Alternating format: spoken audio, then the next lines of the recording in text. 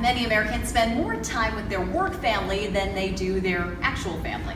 Some working families have the same dysfunctions as natural families, and today we want to explore surviving a toxic work environment when you can't just quit. So here with me today to discuss some career options is career coach Meloney Miller. Meloney, welcome to our new Dukes. I love it. Thank you for having me again. So this is part of my work environment, and certainly I do not consider it toxic, but I know some people are in difficult work situations. What would be considered a toxic work environment? So a toxic work environment, Renee, can mean different things to different people. Sometimes it can be the culture of the whole company, or it could be those that you have immediate contact with. It can be gossip, backbiting, starting rumors, just anything negative that you deal with on a regular basis. And one of the ways you know that it's really toxic is that it seeps into your personal life, certainly. It affects all other aspects of your life. When you go home at night and, 3 hours later you're still on that work story, when you're having trouble sleeping, some people it gives them anxiety, depression. When you find that it is constantly interrupting your regular off life, then it is definitely a toxic environment. So it's affecting your physical health, your mental health. What can you do about it? How do you survive it? So we want to talk about key things you can control, first of all.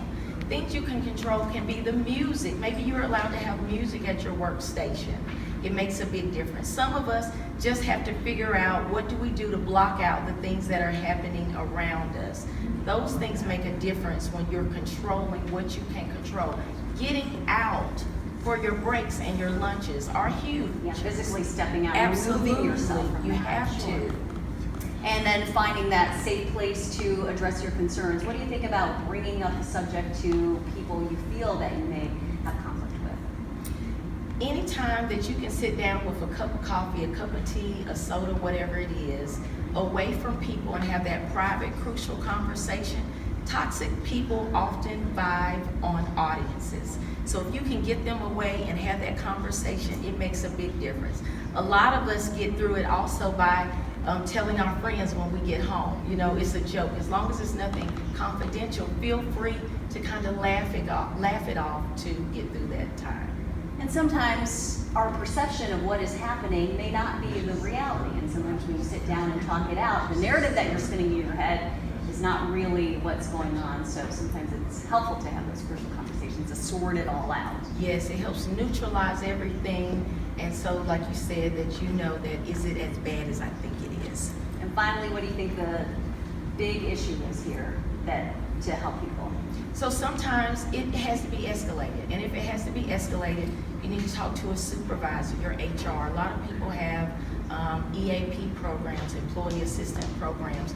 Make sure that you're doing something, because this is where you spend most of your hours. You do not want to live in a toxic work environment. Understood. All right. Thank you so much, Meloney Miller. Thanks for coaching us through this. And Jeff, I'll tell you what's going on. If you're bothering me, I'll tell you.